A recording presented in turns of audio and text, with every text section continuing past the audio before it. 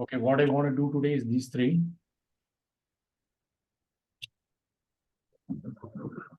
You already have some idea of these things, I think.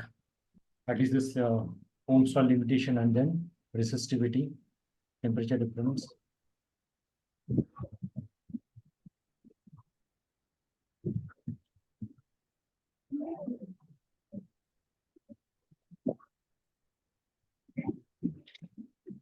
Start at 11:35.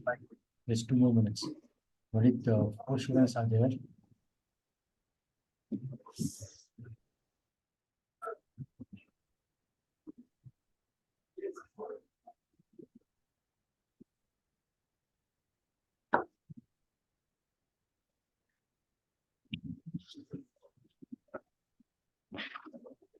You is he present? Last class?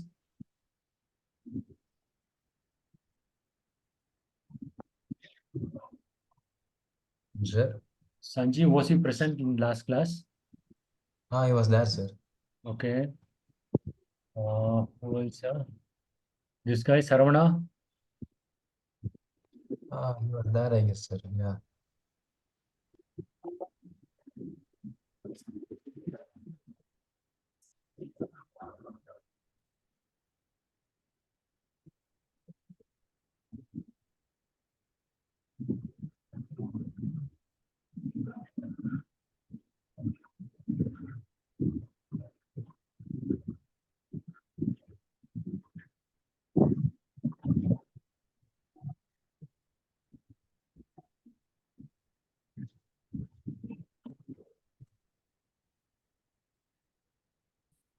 You have not yet seen the message.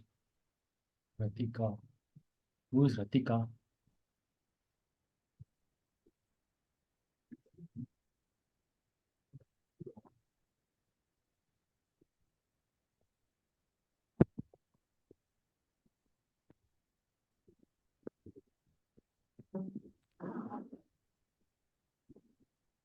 Okay, I'll start slowly. Let them join him.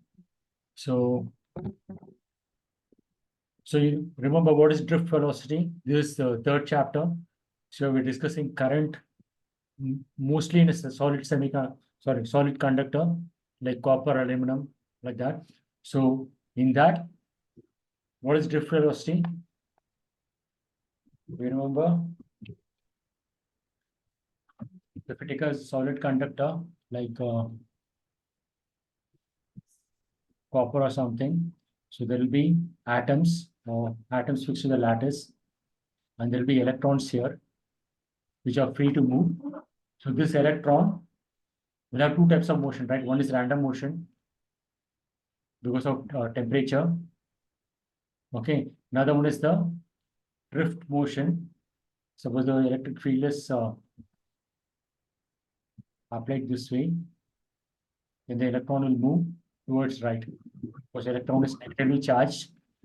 So the direction of motion of it will be direction opposite.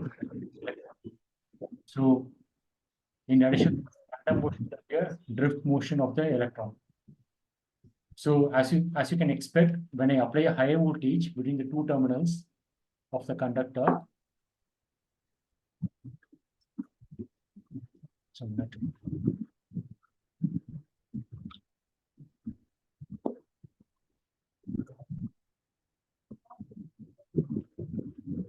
here I have a voltage source. Okay, see V volts. So if I increase this voltage, then the electric field inside this conductor should increase, right? Actually, it should be the other way around. This has to be positive terminal, so this has to be longer.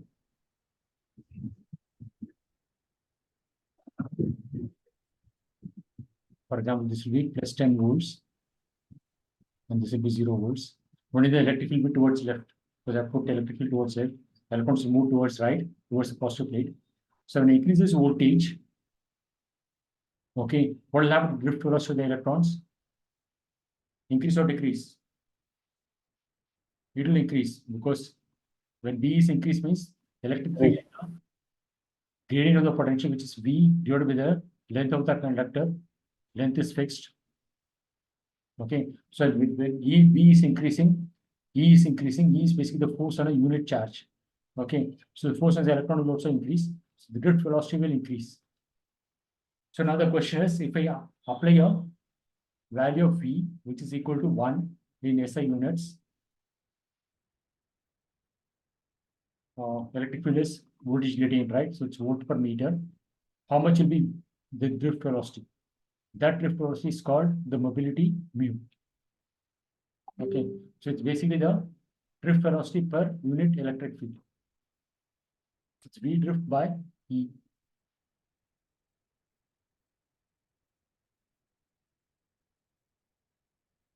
Okay, so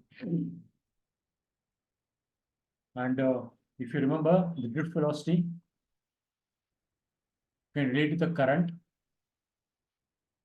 I. To remember that formula, we have this mnemonic, right? V now. Okay, V is drift velocity, E is electron charge, one E is silent, N is the number density of electrons, and E is the area of the conductor. So this is the drift current or the current. These are the drift velocity. So this is the formula for the current, which is V now. Vd is drift velocity.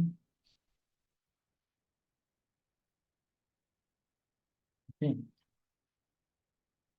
Now why I'm saying this? Okay. So basically so from this I can get the drift velocity as okay. Okay, already we defined the drift velocity in the previous section.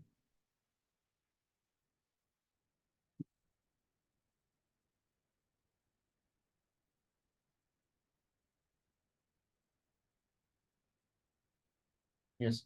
So the drift velocity is basically V equal to U plus 80. U is 0, the average sense, and A is the acceleration, which is force by mass. Force on the electron is E into E, by mass is M. So this is the acceleration into the time tau, which is the relaxation time, the average time between two successive collisions. So this is the drift velocity. So if you use that thing here, okay, பெரிய டேங்க்ல இருக்குதா பாரு இங்க இல்லடா எல்லாம் பெருப்பா கம்பெனிக்கு எடுத்துட்டு நீங்க கார்ல இருக்கு ஆமாண்டா கார்த்தி mute your பம்பு mic, கார்ல இருக்கு சொல்றா mute your mic if you're talking.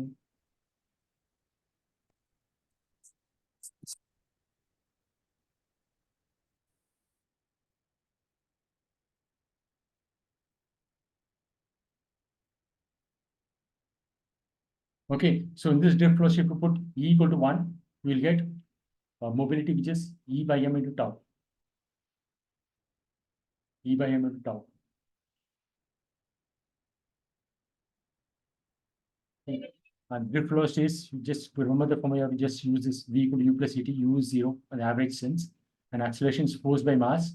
Force on the electron is to the electric field is E into E, but mass of the electron into tau is the relaxation time between two successive collisions. Okay, because it's going to get accelerated between two collisions. So the electron will get accelerated from here up to this point. After there is a collision, some other story. Okay, so I can apply this V equal to U plus ET from between these 2 points. So at this point, initial velocity is 0 in the average sense, and this is the acceleration is E by M, and this is the time, average time from this point to this point, which is tau. Average collision time to the relaxation time. So from there, I get the drift velocity as this one, and by definition, the drift velocity for unit electric field is the mobility. Okay, if I put E equal to 1, I can say Vd by E is the mobility. Okay, so from there, I get the mobility of this thing as E by M at tau. So E is electron charge, which is fixed, it's a constant. M is mass of the electron. So tau, it's a material property. Depending on the material, the amount of time it takes, because of material property also depends on the temperature. If the temperature is high, means the collision will happen more often because it's moving faster. Between two collisions, it will take a shorter time. So tau depends on the material. Copper will have some value, aluminum have another value, and also depends on the temperature. Okay, so mobility is basically drift velocity per unit electric field. This is a new quantity. Okay. So next topic is limitations of Ohm's law. So Ohm's law basically says when I increase the voltage, the current in the conductor will increase. And the simplest thing to assume it's a straight line. Okay, and it is straight line for most of the cases, but in some case, it can deviate from the straight line. Okay, so if it is straight line means it will follow this dotted line, which is ideal Ohm's law or a perfect Ohm's law. Okay, but in real conductor, you'll deviate slightly from this straight line. Okay, so basically the resistance is slope of this curve, right? Because slope of this straight line part is delta y by delta x and delta y, v we have put in the y-axis, so it is slope. And you know, as the temperature increases, the resistance will increase. Okay, so for a straight line, the slope is constant, so it has to deviate to be realistic. In a realistic situation, as the current flows, there will be heating effect of the current, right, which is I square R. So once heating of the conductor happens, the temperature will go up, and once the temperature goes up, the resistance will go up. So that's what is happening here. Here at this point, the slope is like this. Here at this point, the slope has become like this. In between is like this. Slope means you have to draw a tangent to the curve. So here the resistance is R1, and here at this point the resistance is R2, and here the resistance is R3. R3 is greater than R2. Slope, right? It's how far it's climbing up. So here it is almost it's climbing steeply. Here is less steep. Here it is minimum. So R3 is greater than R2, and R2 is greater than R1. So R1 is a minimum resistance, R2 is more, and R3 is still more. So the resistance is not constant. Okay, this is a realistic situation. This dotted line, slope is always constant. Resistance is not going to change. But in realistic situation, once the current starts flowing in a conductor, okay, it will get heated up. Once it gets heated up, the resistance will increase. Because resistivity will increase. Okay, and once the resistance increases, so the curve will slightly deviate from the ideal dotted line. Dashed line represents linear, which is ideal Ohm's law. Okay, solid line, good conductor. It's a real conductor. Okay. So this is for a simple metal conductor like copper or something. But I can have some other complicated conductor like a diode, which you'll learn in last chapter of this 12th standard. Okay. So the basic idea is the VA characteristic need not be a simple straight line, can be more complicated. Here, it's like a curve going like this. Okay. So this is also again a deviation from straight line, which is much more deviated from a simple Ohm's law picture. Okay. Here we have another semiconductor, gallium arsenide. Here it can be more complicated in the sense it's increasing. After that, the slope is becoming negative. So this part, the slope is negative, and resistance here in this case for these two diagrams. Just a minute. Resistance is basically V by I according to Ohm's law. So in this graph, I is on the y-axis, so it will be 1 by slope, not slope. Here in this graph, they have put V on the y-axis. So slope of the graph is the resistance value. But here, actually, this is a better way of drawing because V is independent variable. Independent variable should always be on the x-axis, and I is dependent variable. So when you draw the graph properly, the resistance of the conducting material is 1 by the slope. So here in this region, slope is negative because it's going down, right? This is going up. All these things are going up. Here it's going. So negative slope. So resistance is negative. This is what I meant by negative resistance. According to Ohm's law, a simple or an ideal picture, when voltage is going up, current will go up. Okay, this is positive resistance. But it turns out that when the voltage is increased beyond this point, in this case of gallium arsenide, as the voltage is increasing from here to here, okay, the current is actually going down instead of increasing. Okay, so this negative resistance as the voltage is increasing, current is decreasing. This negative resistance. Again, here at this point is again positive resistance. Here again positive slope. Okay. Sir, where will you use such a case, sir? Sorry.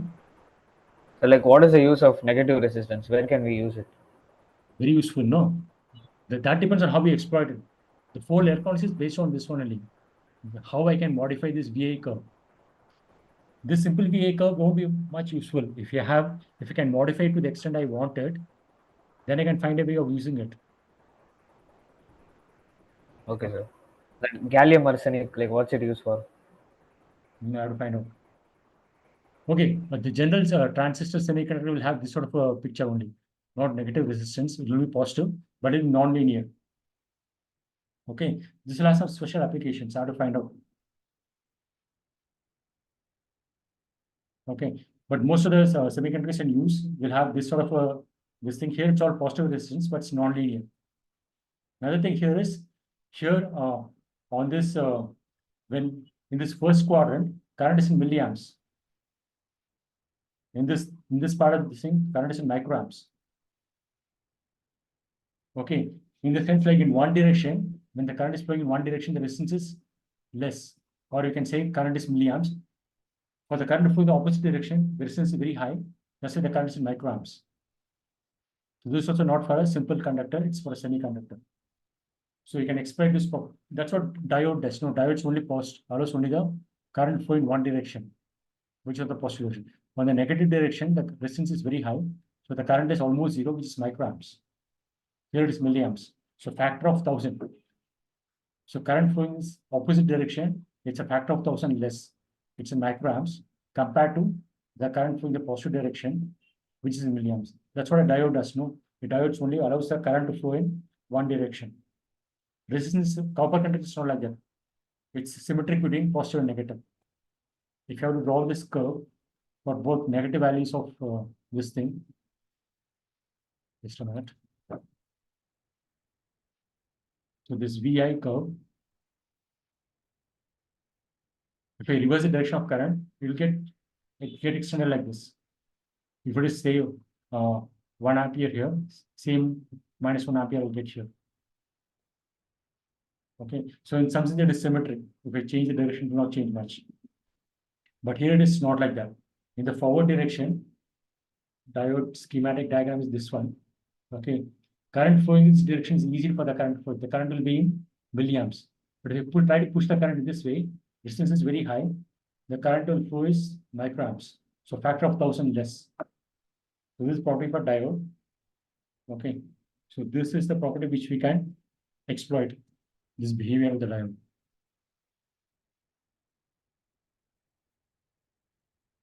This is a little bit more complicated. Here you can have negative resistance. Here it's only positive resistance.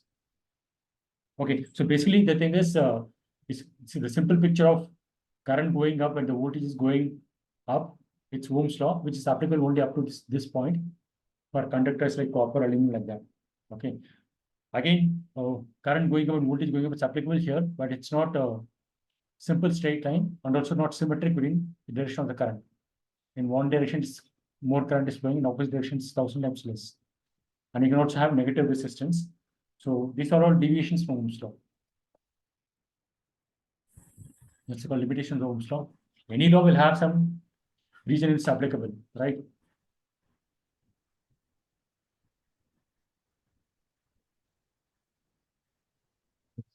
Ah.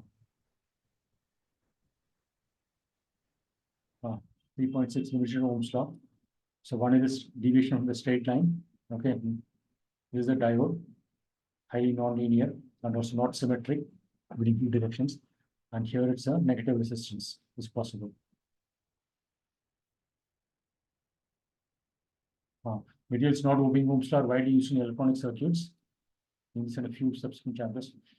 Last 14 chapter is dealing with electronics. You will learn the diode, not beyond that.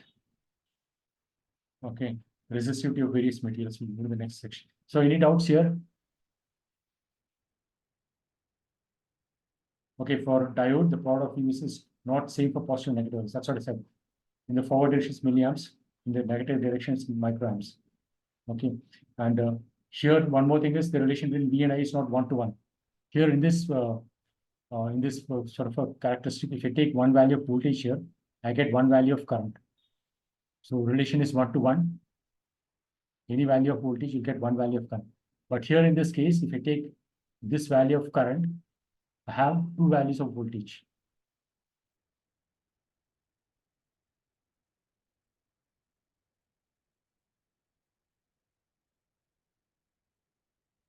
Okay, more than one value of V is possible for a given value of I.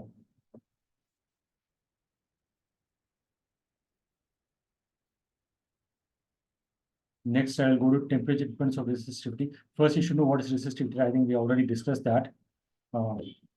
Yeah, before discussing Ohm's law, if you take a conductor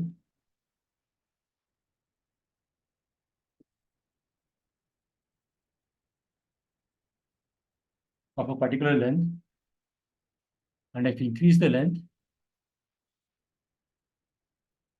what will happen to the resistance?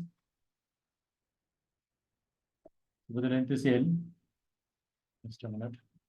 Okay, and if you increase the length of this conductor, you say L2, we call this first length is L1, which is greater than L1, resistance will go up. R2 is greater than R1. Okay, so but suppose I make this conductor a thicker one, say A2, which is greater than A1. So as the area is increasing, the resistance will go down. So resistance is proportional to the length of the conductor and inversely proportional to the area. Sorry, that is 1 by A, right? So this I can combine as resistance is proportional to L by E. Okay, so if I increase the length to twice the original length and increase the area to twice the original area, then the resistance will remain same because 2 by 2 will cancel, right? L is 2L and A is 2 times the old A. So 2 and 2 will cancel. So it will become resistance will be same. But if it is 3 times, then the resistance will go down.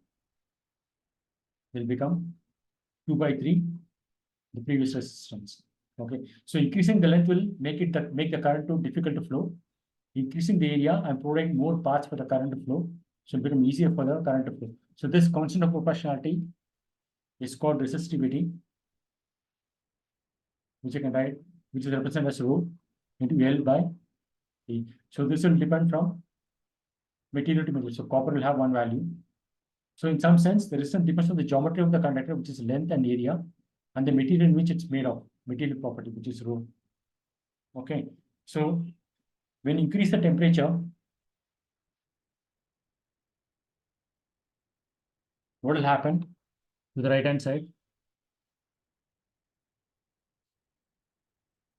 Resistance is rho into L by E. What will happen to the length when you increase the temperature? From here to here, increase the temperature by delta T. Like T is becoming T plus delta T. Original temperature is T. So length will also increase. Length will become L plus delta L. Right? And area also increase because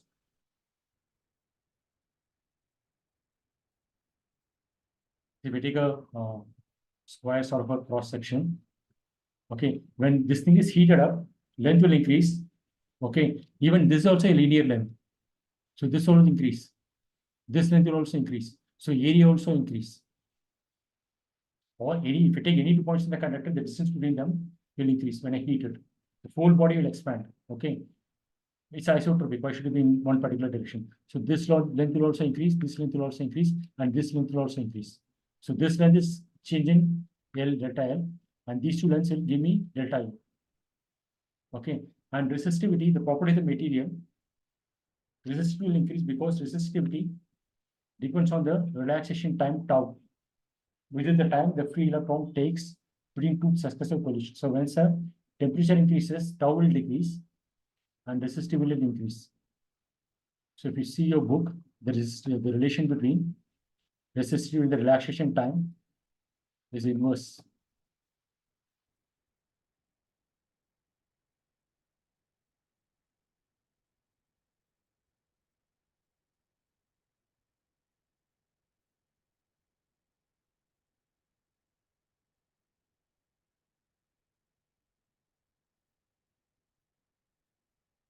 Sigma is conductivity. So conductivity is more is tau. This relaxation time is more. So resistivity is 1 by rho. So it will be 1 by tau. So when temperature increases, it will collide more often. So tau will decrease. So conductivity will decrease, so resistivity will increase because resistivity rho is 1 by sigma. We shall not get somewhere. Okay. So this is conductivity sigma. Rho is 1 by sigma. Okay. So as temperature increases, relaxation time will decrease, so rho will increase. So rho will become rho plus delta rho. So this product, so because of the resistance will increase by amount delta R. So the resistance will increase or decrease when the temperature increases, because here the numerator is increasing, here also the numerator is increasing, but here the denominator is increasing. If it happens as denominator is increasing much higher, suppose the denominator is increasing, just a minute. Suppose the denominator is increasing much more, so 3 arrows upwards, than this numerator, which is say 1 arrow, and this also increasing a little bit. Then what happened to the resistance as I increase the temperature? Denominator is increasing much more, right? Okay, so resistance will go down. But in reality, if you actually put the numbers, it will come out that these two changes are, you can neglect them. This is much more sensitive to temperature, change in resistivity. Okay, so you get that result that as temperature goes up, R will go up, resistivity will go up. Resistance will go up as temperature goes up because rho will go up. These changes are small as temperature increases, so you can neglect them. So in the book, they would have just considered the change in resistivity due to the temperature. From that, they will say resistance will change. We have only discussed. So after the meeting get cuts in 10 minutes, you have to rejoin. So temperature difference or resistivity. And this relation, you can guess that relation.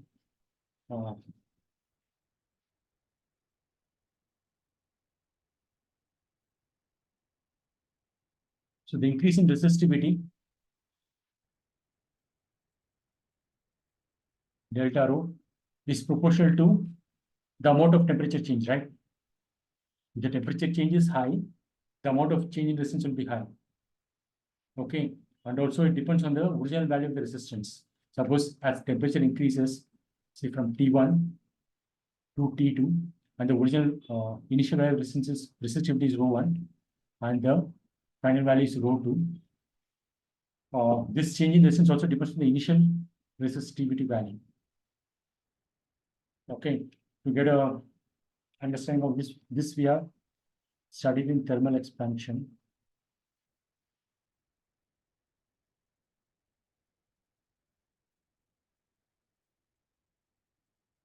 Okay. Okay, this is slightly different topic, but it's a related topic. Suppose the initial length is say L1, and when it gets heated up, let it be L2, T1, T2 greater than T1. Okay, what I want to say is the change in length, which is delta L, which is actually L2 minus L1, is proportional to the temperature difference. Obviously, right? That is the temperature difference is the one which is creating this length change. Okay, so if the temperature difference is high, means the amount of change in the length will be high. What I want to say is this also proportional to the initial length L1. Okay, suppose initial length L is say 1 meter, and delta L corresponding to this 1 meter is say 5 mm. If the initial length was instead of 1 meter, say 2 meters,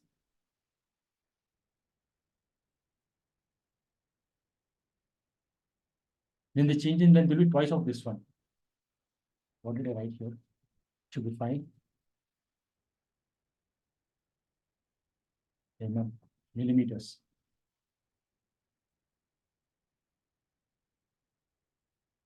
Delta L in the second case where the length is 2 meters, it will be twice of this one.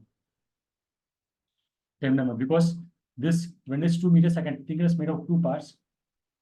First part of 1 meter length and second part of 1 meter length.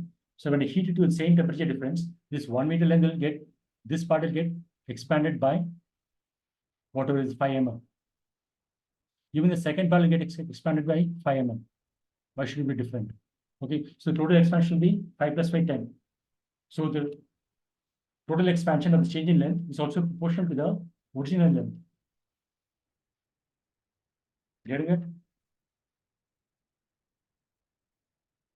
Yes? Yes, sir.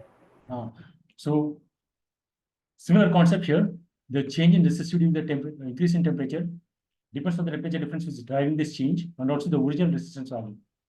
Okay, so this delta rho is rho 2 minus rho 1. So from this I'll get delta rho. So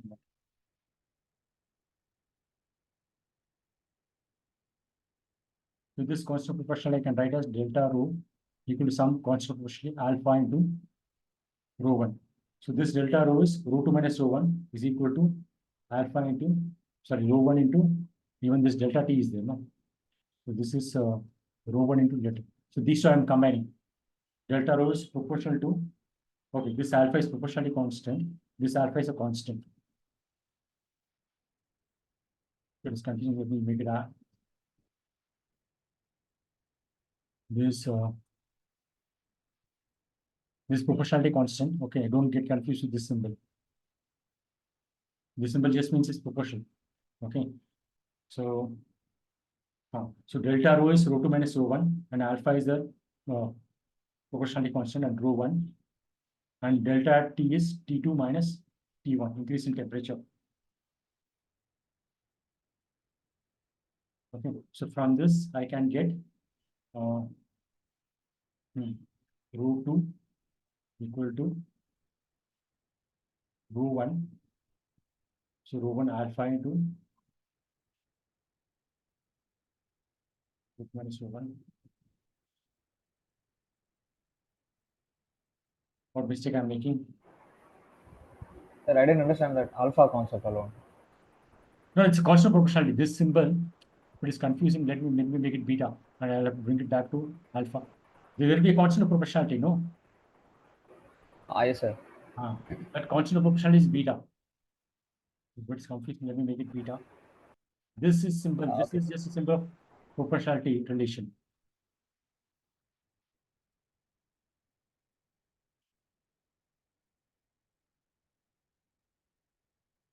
Beta I'm missing, right? So rho 2 is rho 1 plus beta T2 minus T1 into rho 1. No. Okay, got it. So rho 2 is rho 1 into 1 plus beta into delta T. This rho taken on the other side will become this first term. Okay, this term is this one. So rho 2 is rho 1 into 1 plus the constant proportionality beta into delta T.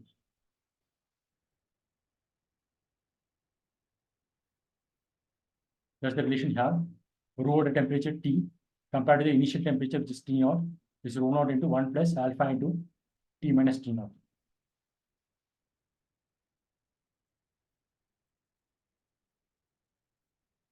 The basic understanding is this: the change in resistivity due to the increase in temperature is proportional to the amount of temperature by which it is raised, and also proportional to the initial value of resistivity, which is rho 1.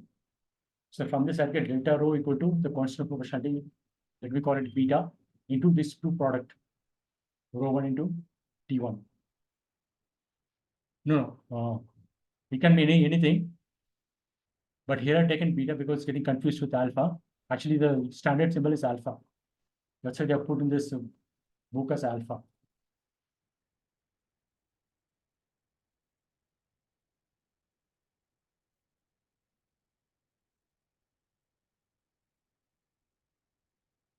No, but the basic understanding is this one.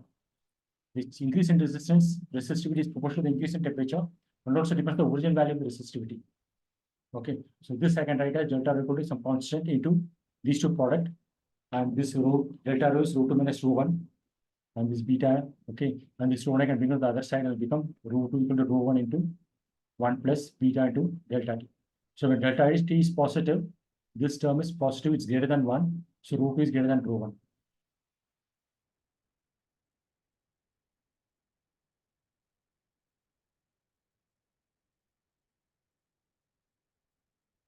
So that's what resistivity doesn't depend on temperature.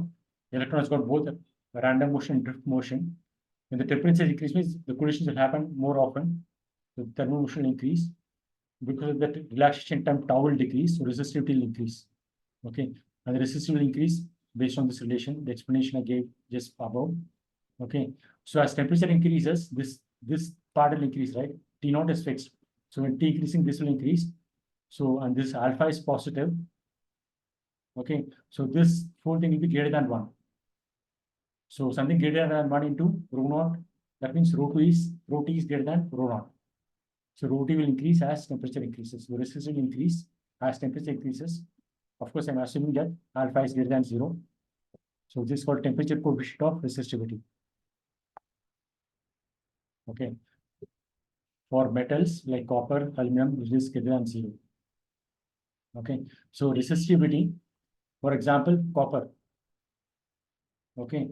So it's increasing as temperature increases, resistivity increase. But this guy,